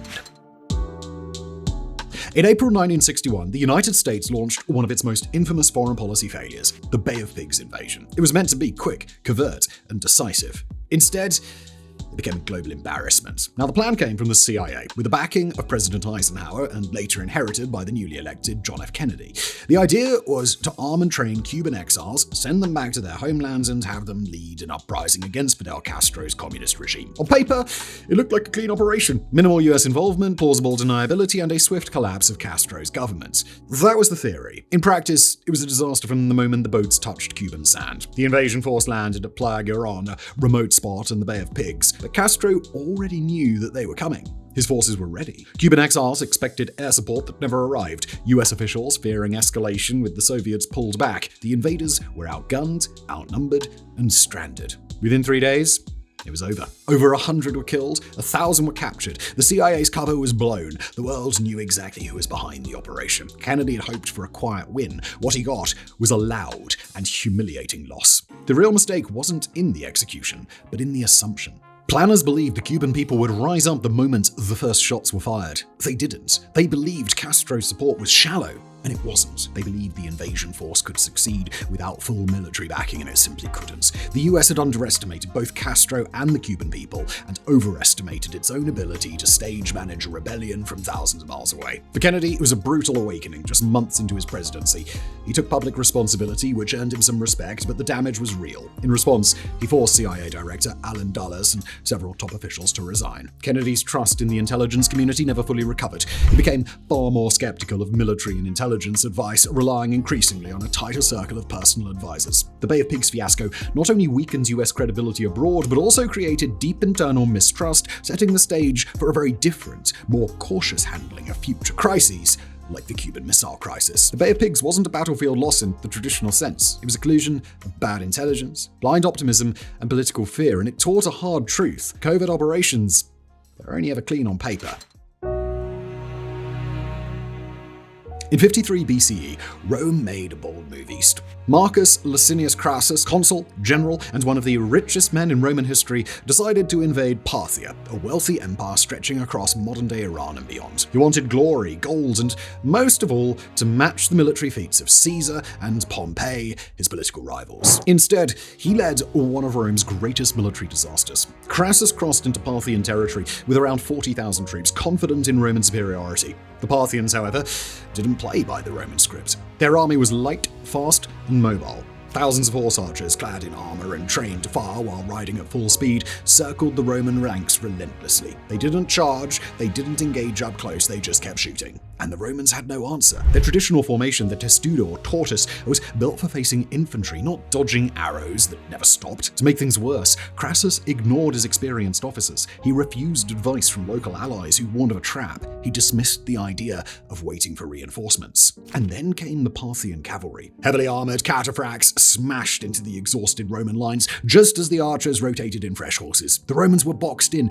dying slowly in the desert, sweltering under the sun. By the end of the battle, some 20,000 Romans were dead. 10,000 more were captured, the rest were scattered, or just kind of disappeared into history. Crassus himself was lured into negotiations, possibly under false pretenses. The talks quickly fell apart. Accounts differ, but one version says the Parthians executed him and poured molten gold down his throat, mocking his greed as they killed him. And Rome was stunned. This was not just a loss, it was a humiliation. They had underestimated their enemy, marched into unfamiliar terrain, and ignored every warning. Crassus had hoped for a swift, victorious campaign. Instead, he led an entire army to ruin. The Battle of Carrhae became a stain on Roman pride, a reminder that even the greatest military power of its age could be broken by poor judgment and blind ambition. And those 10,000 Roman prisoners? Some historians believe they were relocated deep into the Parthian Empire, or even further east. Legends say a few made it all the way to Central Asia, where traces of Roman tactics and features lingered for generations. Crassus chased legacy, and what he got was a mouthful of gold. On the night of December 2nd, 1984, in the city of Bhopal, India, something invisible began to leak from a pesticide plant owned by Union Carbide. Most people were asleep. They did not see the cloud forming. They only woke when their throats started burning, their eyes stung, and they couldn't breathe. Methyl isocyanate, a highly toxic chemical that escaped from a storage tank. Over 40 tons of it. Within hours, the streets of Bhopal turned into a nightmare. People ran blindly through the dark, choking, gasping, collapsing. Entire families died before they could make it out of their homes. Hospitals overflowed. No one knew what the gas was or what to do. Many doctors were simply left guessing, trying to treat symptoms without knowing the cause. By morning, thousands were dead. Estimates vary, but conservative counts put the immediate death toll at 3,000. Long-term estimates climb past 15,000, with hundreds of thousands more injured or left with chronic illness, birth defects, and permanent damage. And all of this was preventable. The plant had a long list of safety issues. Warning signs had been ignored for months. Cost-cutting had left the facility understaffed and undermaintained. Critical safety systems, they'd been shut off, either to save money or because they simply did not work. The gas scrubbers were offline. The flare tower wasn't functioning. And there was no emergency plan for the surrounding neighborhoods. The company knew the risks. Union Carbide's leadership, they tried to distance themselves, and blame was shifted. Legal battles dragged on for years. And in the end, the company ended up paying $470 million in a settlement, less than many assumed they'd lose in a stock market dip. No high-ranking executives served time. Survivors were left with little more than medical bills, damaged lungs, and unmarked graves. Bhopal was not a tragic accident. It was the result of negligence wrapped in corporate insulation, a disaster made of ignored reports, broken systems, and decisions made from boardrooms half a world away. To this day, the site has never been fully cleaned up. Toxic waste still sits in the soil. Groundwater remains contaminated. Children born decades later continue to suffer from the after effects. It stands as one of the worst industrial disasters in human history, not because of what leaked, but because of what was allowed to happen. Safety wasn't missing by accident. It was removed, and Bhopal paid the price. On the morning of January the 28th, 1986, millions of people watched the launch of Space Shuttle Challenger live on TV. It wasn't just another mission. Krista McAuliffe, a school teacher from New Hampshire, was on board. NASA had chosen her to be the first civilian in space, part of a push to make spaceflight feel accessible, even ordinary perhaps. 73 seconds after takeoff, the shuttle disintegrated mid-air. What had been a moment of excitement turned instantly into horror. The explosion played on loop across every news channel. There were no survivors. The cause? A small, inexpensive piece of rubber called an O-ring. The O-rings were part of the booster rocket joints, designed to seal in hot gases during launch, but they were not built to hold cold temperatures. And that morning, the temperature at Cape Canaveral was far lower than usual, below freezing in fact. Engineers from Morton Tharkle, the contractor that built the boosters, warned NASA the night before. They strongly recommended to delay the launch, but NASA pushed ahead anyway. There was pressure. The shuttle program was already behind schedule. Launches had been delayed before. There were political eyes on the program, media attention, and a mounting need to prove that space travel was reliable and routine. The warnings were ignored. When the shuttle lifted off, the cold, stiffened O-ring failed. Hot gas escaped through the joint, igniting the external fuel tank. The shuttle broke apart at twice the speed of sound. What followed wasn't necessarily grief, it was reckoning. Investigators uncovered a string of poor decisions. Managers had dismissed safety concerns. Engineers weren't in the final decision-makings, and communication was fractured. Risks were downplayed in the name of progress. The Rogers Commission, which was formed to investigate the disaster, didn't just point to a mechanical failure, it pointed to a culture of denial, of silence, of treating doubt as a threat rather than as a signal. Challenge became more than a tragedy. It became a symbol of how institutions collapse under pressure when they start ignoring the very people who understand the risks. The shuttle didn't fail because of the cold. It failed because someone spoke up, but nobody listened. And all it would have taken to save 7 lives was one meeting, ending with the words, "Not today." In the 1970s, a quiet neighborhood in Niagara Falls, New York, became the face of one of America's most disturbing environmental scandals. It started decades earlier. In the 1940s and 50s, Hooker Chemical Company used an abandoned canal to dump industrial waste, over 20,000 tons of toxic chemicals, including known carcinogens. They buried it, covered it with clay, and eventually sold the land to the local school board for $1. The paperwork contained warnings and disclaimers, but no one read them closely. The land was sold and homes were built. A school was built right on top of the buried chemicals. Streets followed. Families moved in. A normal working-class neighborhood took shape. Front yards, backyard barbecues, kids riding bikes. But then things started to go wrong. Puddles of thick, black sludge began surfacing after rains. The air sometimes smelled strange. Children developed rashes, nosebleeds, and sudden illnesses. Miscarriages and birth defects became terrifyingly common. People reported basements filling with chemical vapors and playgrounds bubbling after storms. For years, officials dismissed the concerns. Residents were told it was nothing. Until it wasn't. An investigative journalist helped bring national attention to what was happening. Scientists got involved. Soil tests came back alarming. The chemicals had leached into the ground, into the homes, into the water. The entire neighborhood had been built on a chemical time bomb, and that bomb had gone off. In 1978, President Jimmy Carter declared a federal emergency. It was the first time in US history that a man-made disaster prompted such an action. Hundreds of families were evacuated, with the government buying out homes. Fences went up and the neighborhood was abandoned. And it didn't stop there. Love Canal became the catalyst for the Superfund Act, a law aimed at holding polluters accountable and funding the cleanup of toxic sites across the country. Hooker Chemical and its parent company were sued. But many residents never got the full justice they hoped for. They were left with health issues, broken homes, and a haunting sense that no one had been looking out for them. The tragedy of Love Canal wasn't just the chemicals, it was the silence. A neighborhood trusted that someone somewhere had done their job, and they hadn't. And the cost of that failure seeped up from the ground, one home at a time.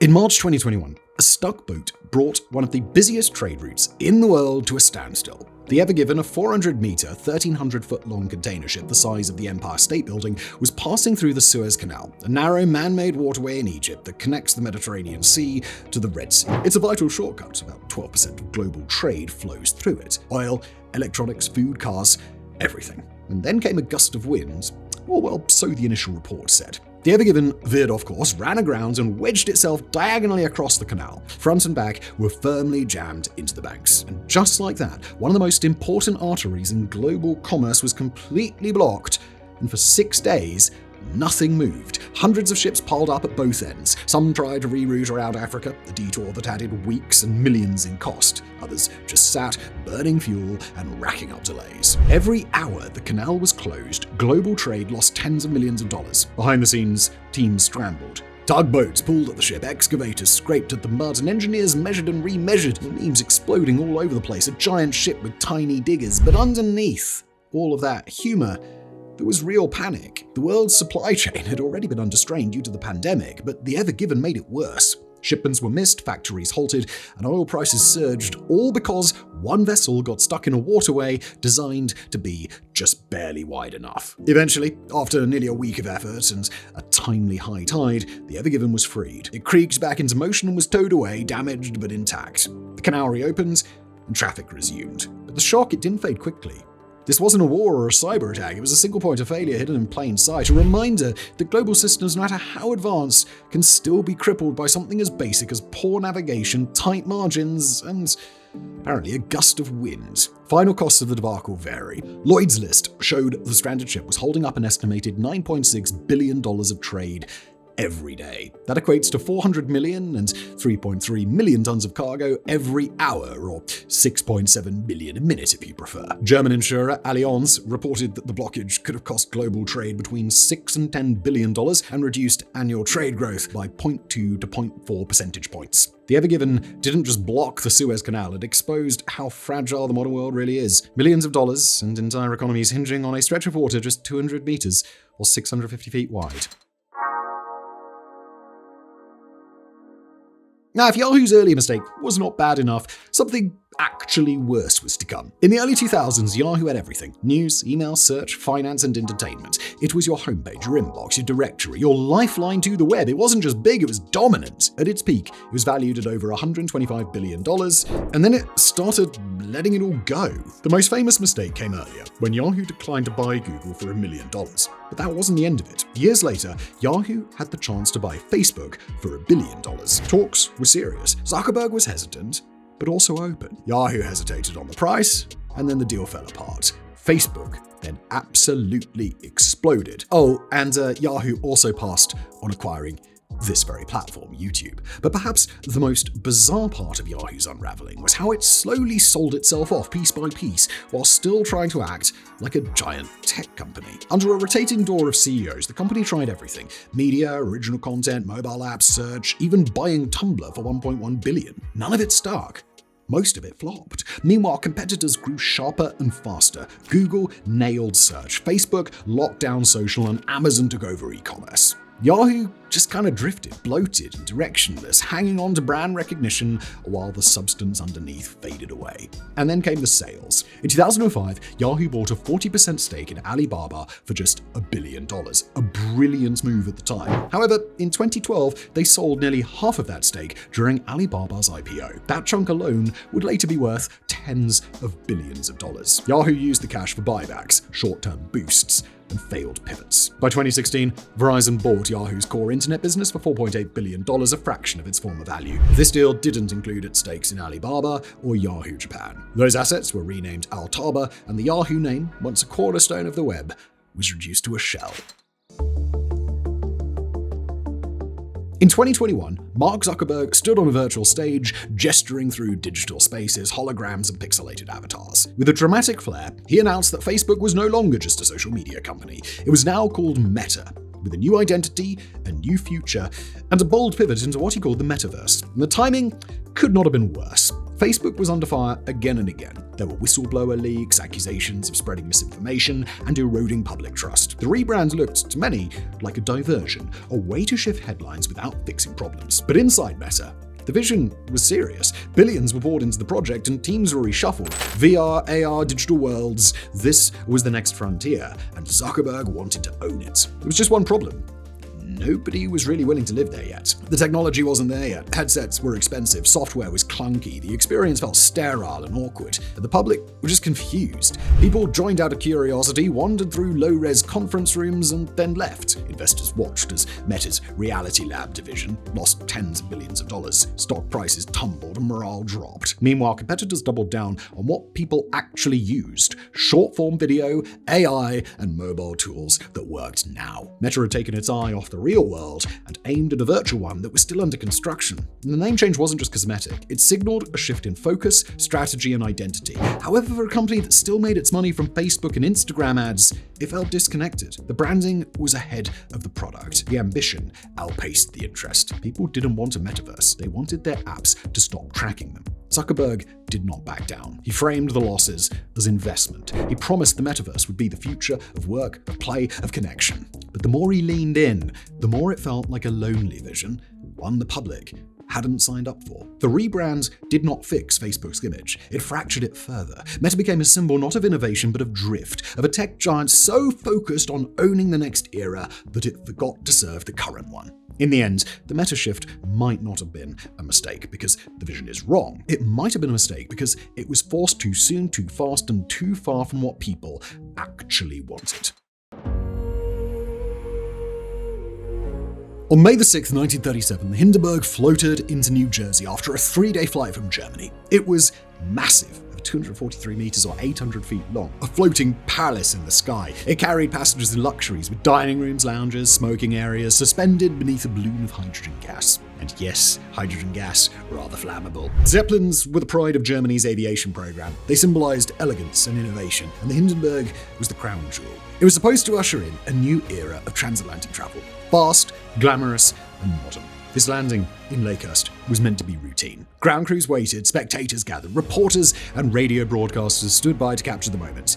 And then in seconds, everything fell apart. As the Hindenburg began its final descent, it caught fire. A flash near the tail, then flames raced across its skin. Within 34 seconds, the entire airship was consumed. The steel skeleton twisted and collapsed. Passengers and crew jumped or were thrown from the burning wreckage. Some survived, but many didn't, and 36 people died. The footage shocked the world. It was one of the first major disasters captured live. Radio announcer Herbert Morrison's quivering, raw voice became etched into history.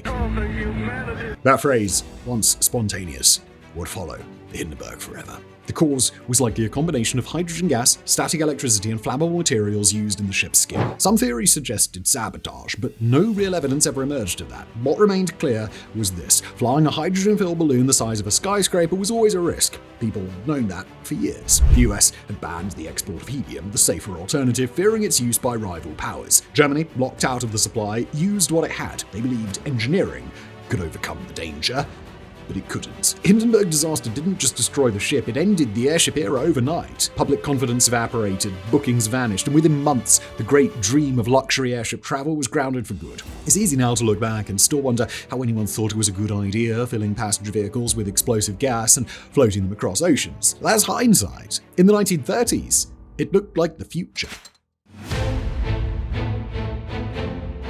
In the year 9 CE, Rome was confident. Its legions had conquered vast lands, built roads through forests, and raised cities in the dust of old tribes. The empire stretched from Britain to Syria, and the belief in Roman superiority ran deep. Then they marched into the Teutoburg forest. Governor Varus, a Roman of rank and reputation, was tasked with managing the newly acquired province of Germania. He trusted one man in particular, Arminius, a local chieftain who had served in the Roman military. Arminius spoke Latin, understood Roman tactics, and played the part of the loyal ally, but Arminius had a different plan. He gathered Germanic tribes, scattered, independent, and bitter from occupation, and united them with one goal: drive the Romans out. Then, with Varus unaware, he led 3 Roman legions, about 20,000 men, into the forest under the pretense of quelling unrest. They were marching blind. Teutoburg wasn't a battlefield. It was a trap. The Roman formation, so effective in open terrain, collapsed under the trees. Supply wagons were bogged down, and the cavalry couldn't maneuver. Soldiers were split and confused, being ambushed from all sides. The legions were destroyed over 3 days, and almost none survived. The Roman standard, an eagle casting gold, was seized, a devastating blow to Roman pride. After realizing the scale of his failure, Varus fell on his sword rather than face the emperor. When news reached Rome, it shook the empire to its core. Augustus, Rome's first emperor, was said to have walked the halls of his palace shouting, "Quintilius Varus, give me back my legions." But the loss was more than military. It was psychological. It marked the moment Rome realized the forest had teeth. The empire never fully pushed east again. The Rhine River became a hardened boundary, a line Rome wouldn't cross. Arminius, once a trusted friend, became a symbol of betrayal and resistance. The mistake wasn't in the terrain or even the ambush, it was in trust. Varus believed Arminius was Roman enough to be loyal, and that a local could be molded into a servant of the empire, and that conquest meant compliance. And he was wrong. Rome didn't just lose soldiers in Teutoburg, it lost the illusion that its borders were limitless. And in those silent woods, a whisper spread: even Rome could bleed. In 1956, the British Empire tried to prove it still had teeth. Instead, it exposed how much the world had changed. The trigger was the Suez Canal, a vital trade route of especially oil. Though it ran through Egyptian lands, it had long been controlled by Britain and France. But post-colonial winds were blowing, and Gamal Abdel Nasser, Egypt's charismatic president, made a bold move. He nationalized the canal. To London and Paris, it was a slap in the face. They saw it not just as an economic threat, but as an insult to their global standing. Behind closed doors, a secret plan was formed. Israel would invade Egypt from the east, Britain and France would then step in under the pretense of peacekeeping, and the canal would fall back under Western control. It was classic imperial thinking, covert, calculated, and completely tone-deaf to the new post-war world order. The invasion went ahead. Israeli troops advanced. Britain and France issued ultimatums and then bombed Egyptian airfields. It looked, for a moment, like the plan might work. And then the backlash came. The United States, under President Eisenhower, was furious. The operation had been planned without American approval. The Cold War was raging, and the US couldn't afford chaos in the Middle East. The Soviet Union also threatened retaliation. Global opinion turned sharply against the aggressors and protests erupted. The UN demanded a ceasefire, and under pressure, Britain and France pulled out, their forces withdrawing in humiliation. Nasser remained in control of the canal and was hailed as a hero throughout the Arab world. For Britain, it was more than just a political blunder.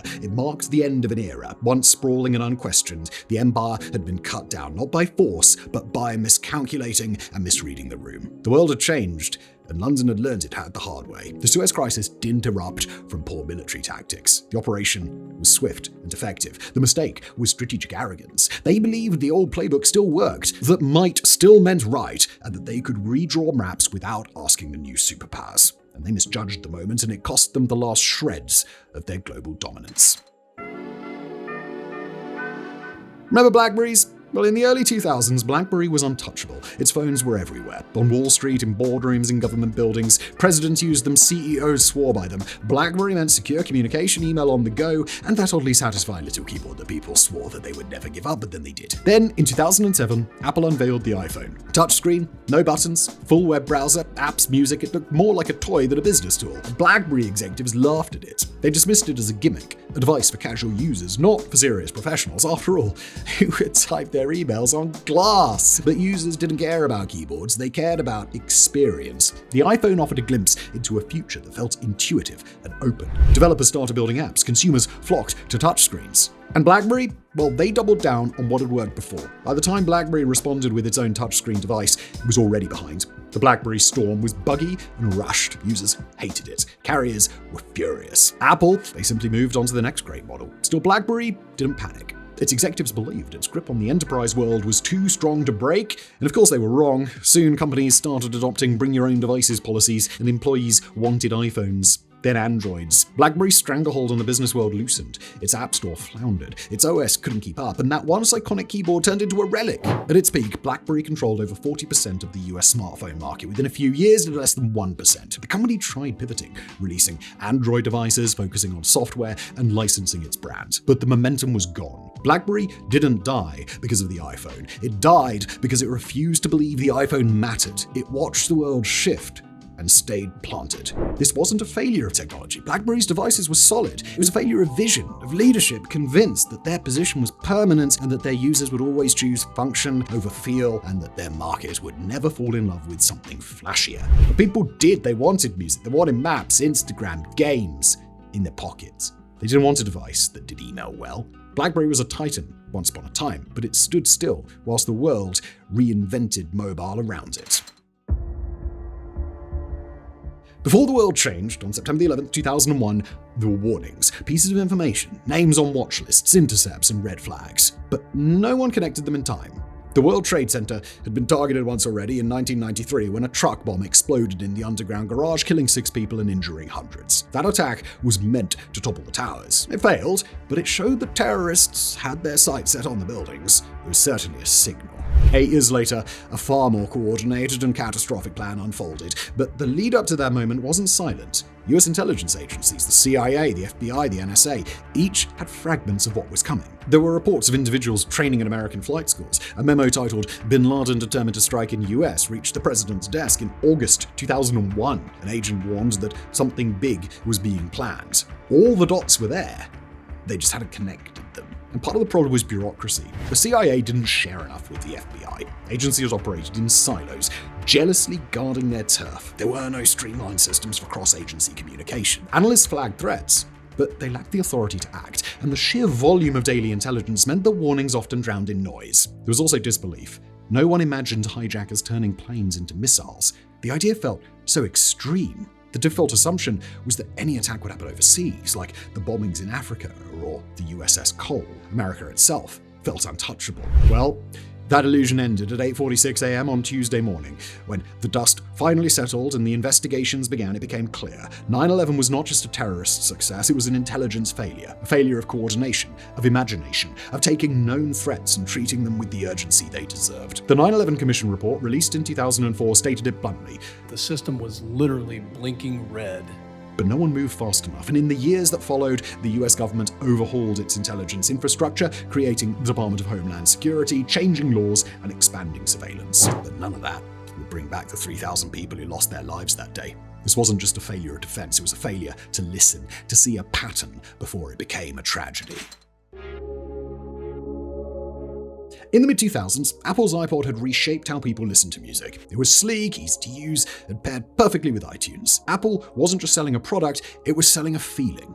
Music in your pocket, with just a spin of your thumb. Then Microsoft showed up with the Zune. On paper, not a bad idea. Microsoft had the cash, the infrastructure, and the reach to compete. The Zune launched in 2006 with high hopes. It came in muted, earthy colors and had a feature iPods didn't: wireless sharing. You could beam songs from one Zune to another, but you could only do it for 3 plays and then the tracks expired. There were other problems too. The software was clunky and the interface lacked Apple's simplicity. Zune's marketing was also tone deaf. While Apple had silhouettes dancing across neon backgrounds with iconic music, Zune ads looked like awkward art school experiments. Quirky, just not good quirky. The product itself wasn't bad, but the experience was just underwhelming. Microsoft had entered the game too late. iPod already owned the market, and Apple users were locked into its growing ecosystem. Music was just the beginning. Videos, apps, and eventually the iPhone followed. Zune simply couldn't catch up. Still, Microsoft poured money into it. New versions came out, features were added, and the Zune HD even drew some praise, but by then the world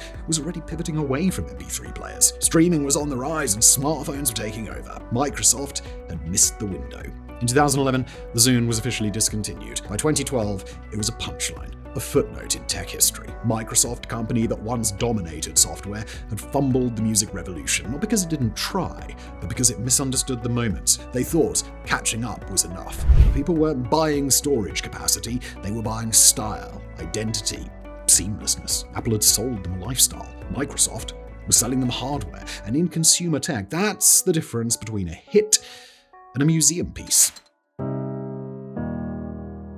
Now for one we all probably made. In 2010, if you had $10, you could have bought around 1,000 bitcoins. Back then, it was just an obscure digital experiment, a currency with no banks, no government, no real-world use. It was mostly discussed in forums and chat rooms, tossed around by tech nerds and cryptography buffs. And almost everyone laughed it off. The idea of digital money sounded sketchy. People called it vaporware, a scam, and monopoly money for hackers. When one guy famously traded 10,000 bitcoins for 2 pizzas, it was a punchline, not a headline. Even as the price crept from fractions of a cent to a few dollars, most people shrugged. It was too risky, too weird, too new. But some people saw something. A few early adopters mined bitcoins on laptops while they slept. Others bought and held, quietly, patiently, while the rest of the world dismissed it. Then, year by year, the price rose. $100, 1,000, 10,000. Panic buying, media frenzy, institutional interest all rose until at its peak a single Bitcoin was worth over $108,077. People who'd bought in early became millionaires.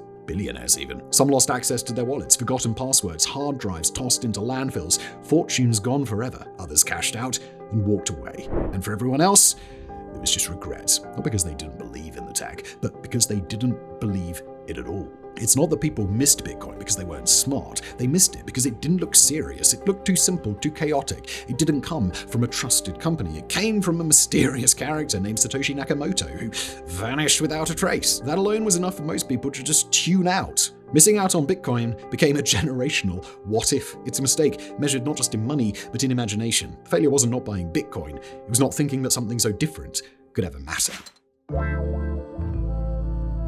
When people turn on a tap in America, they expect clean, safe water.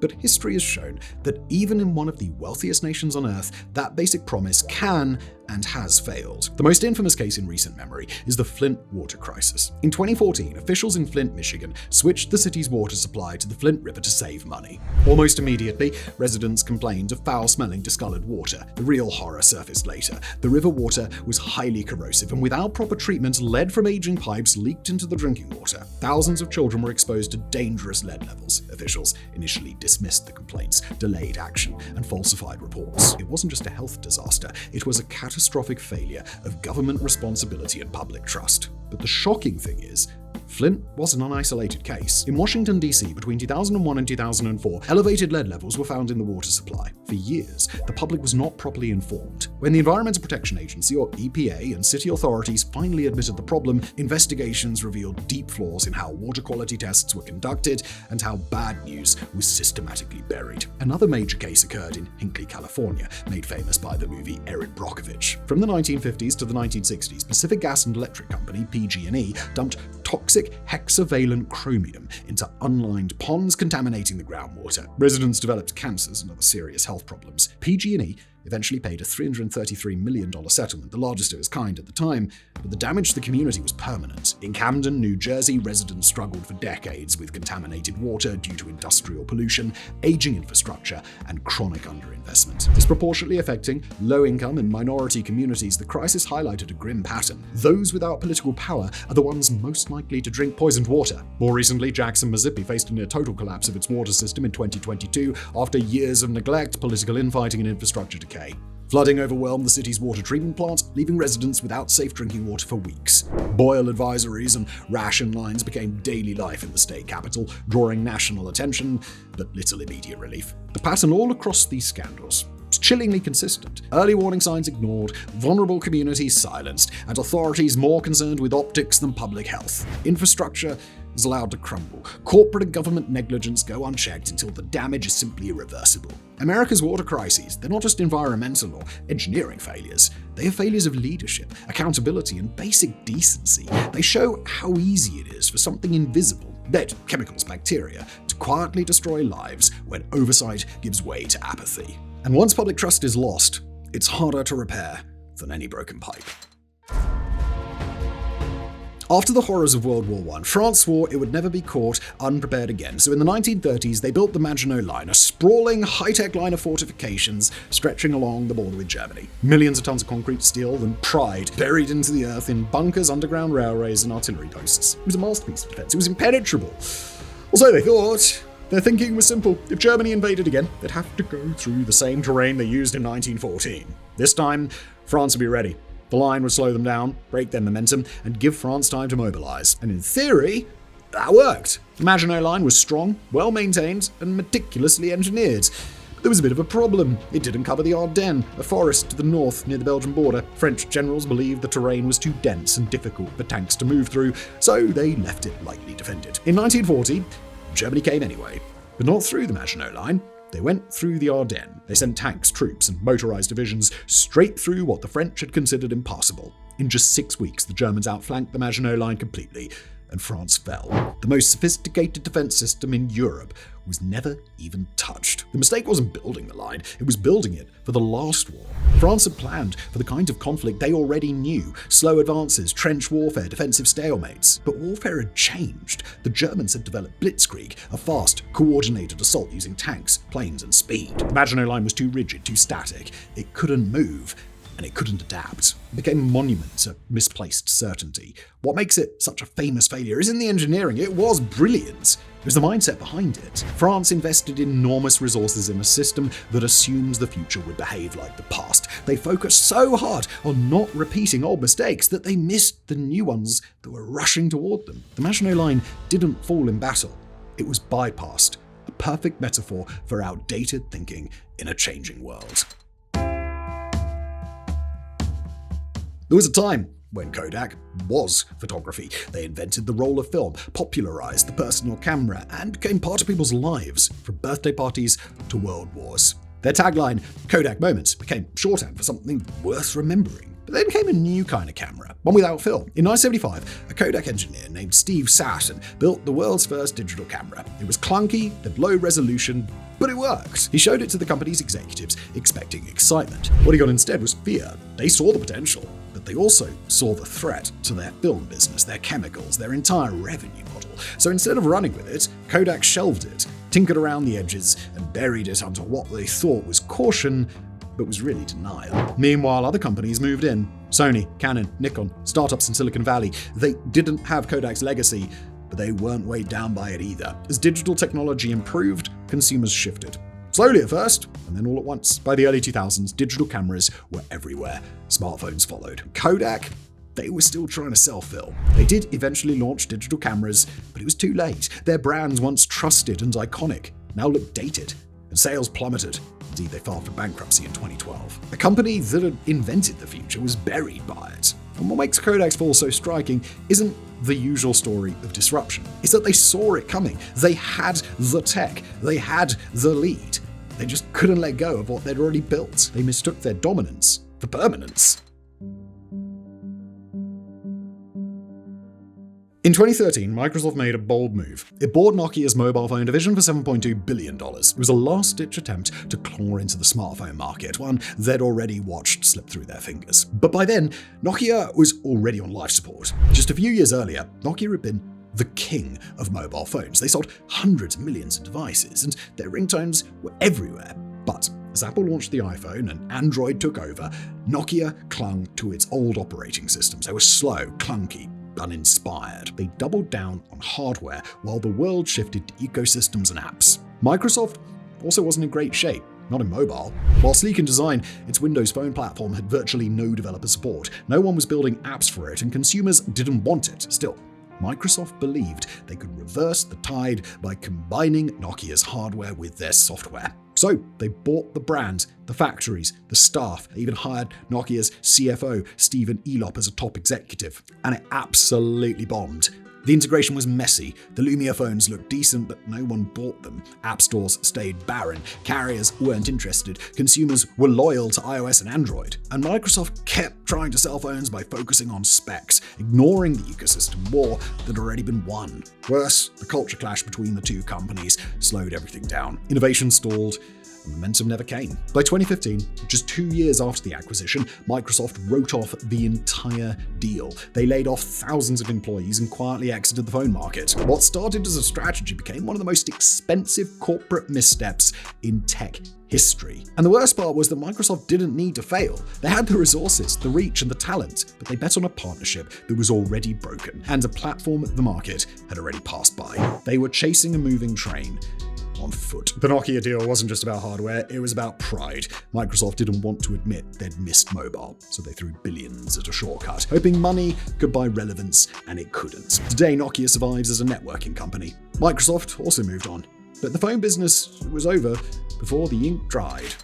The warnings came early. Scientists started sounding the alarm in the 1970s. Carbon dioxide was building up, temperatures were creeping higher, and the planet was changing really quickly. But hardly anybody listened. There were reports, there were testimonies, there were models that, looking back, were eerily accurate. In 1988, NASA's James Hansen told Congress that the data was clear. Global warming wasn't a theory, it was happening. The world nodded, the world published articles, held summits, and basically did nothing. Why? Because the costs were invisible at first. The oil kept flowing, economies kept growing, politicians punted the issue, labeling it too big, too complex, or too politically risky. Fossil fuel companies played their part, funding doubt, muddying the science, pushing the message that more research was needed. And the message worked. Decades passed, emissions climbed, forests burned, ice melted, sea levels rose.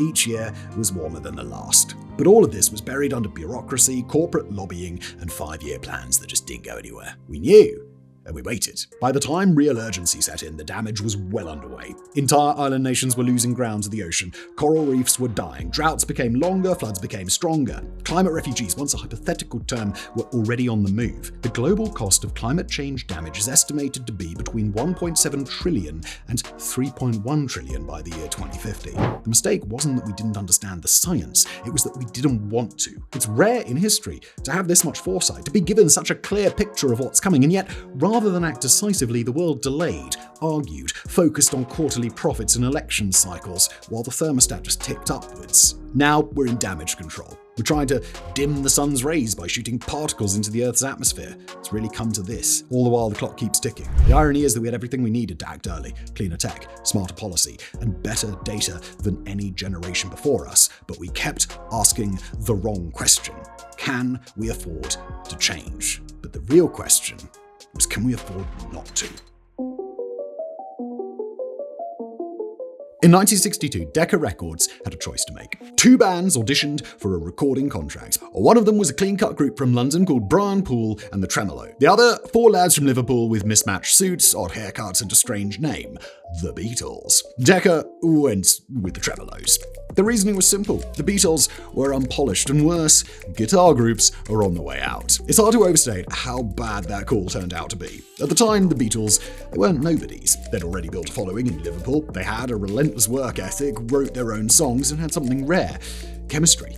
But to the executives at Decca, they didn't look like stars. They didn't fit that mold, and that's exactly why they mattered. Decca's rejection sent the Beatles straight into the arms of George Martin at EMI's Parlophone label, a producer willing to take a risk. What followed was an absolute explosion. Within a year, Beatlemania was born, and the bands reshaped not just music, but pop culture itself. They topped charts, changed fashion, pushed boundaries, and laid the groundwork for modern rock. Meanwhile, the Tremolos had a few hits. They were a solid band, but they weren't exactly global icons.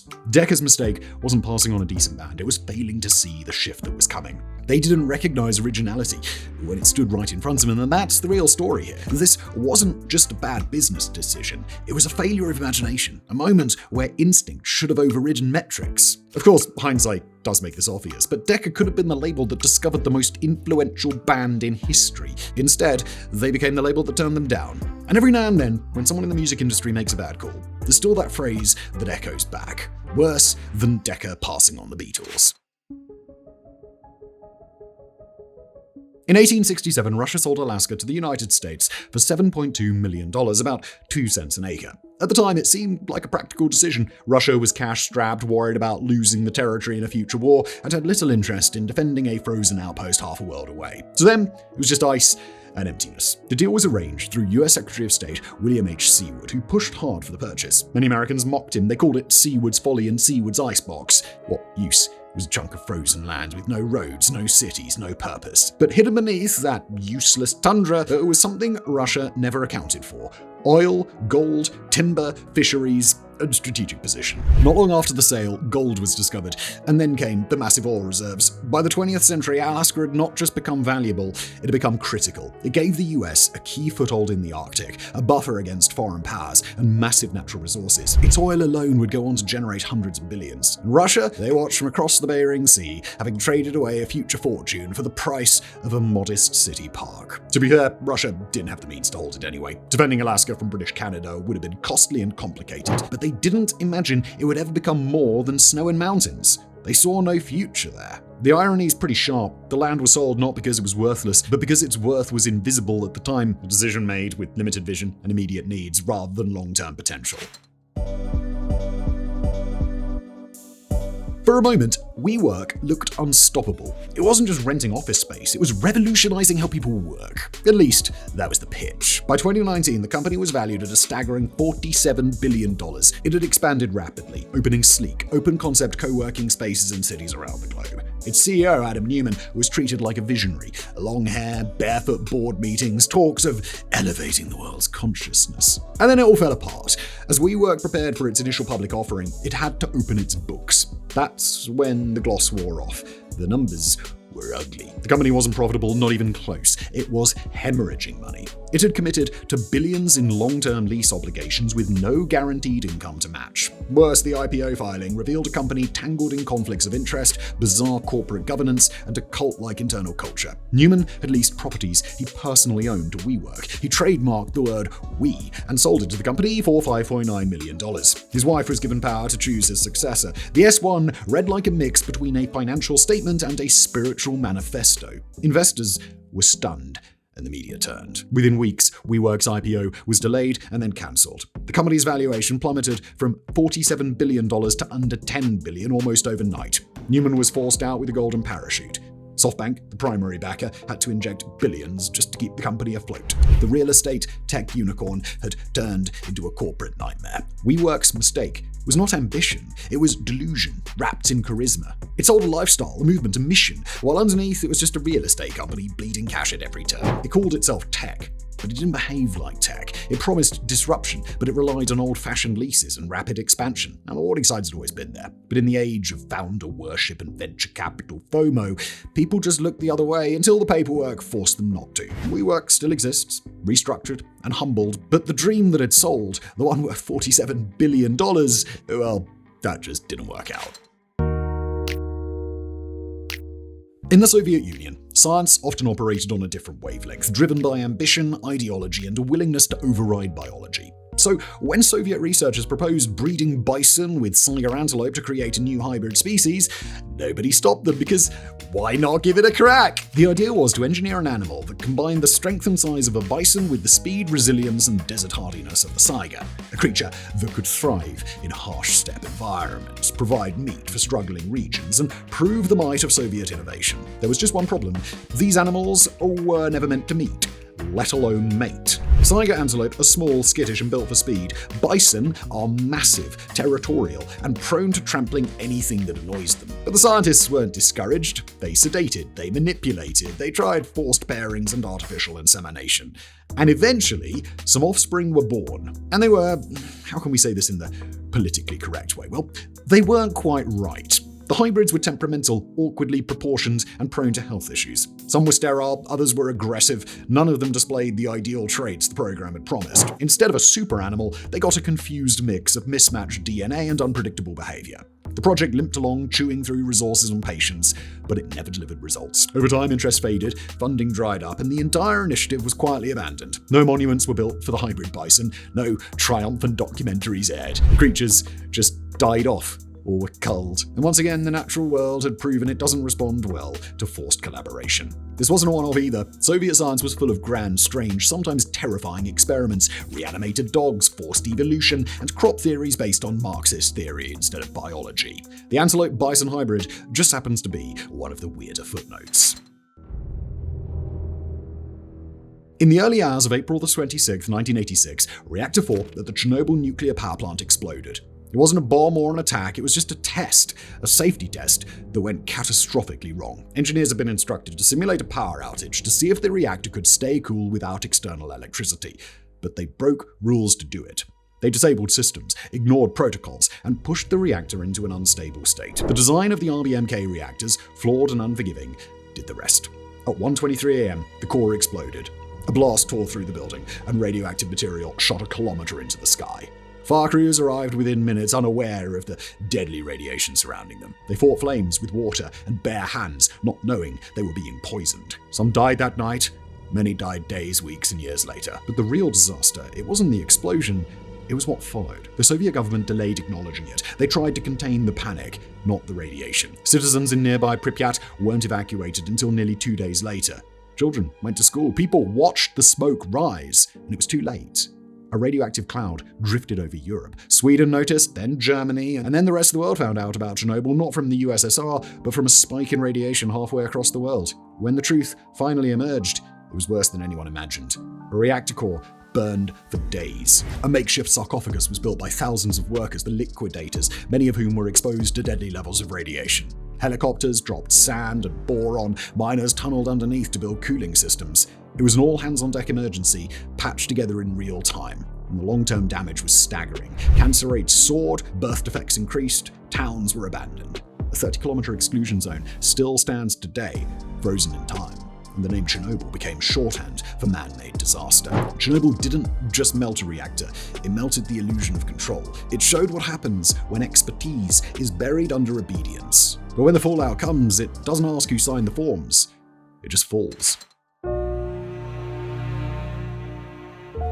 Mistakes are easy to dismiss when you're looking backwards. We shake our heads at poor decisions, flawed thinking, or missed opportunities, forgetting how ordinary they must have seemed at the time. Hindsight sharpens the edges, But in the moment, most of history's worst blunders look like progress, or at least a safe bet. Disaster doesn't always arrive with fanfare. Sometimes it comes quickly, hidden in confidence, ego, shortcuts, or silence. The stories we looked at today, whether about broken empires, failed inventions, corporate missteps, or reckless wars, they're not just minor missteps. They fundamentally altered the trajectory of humanity. And if there's one thing these mistakes prove, it's that the line between success and catastrophe is often razor thin. Thank you for watching.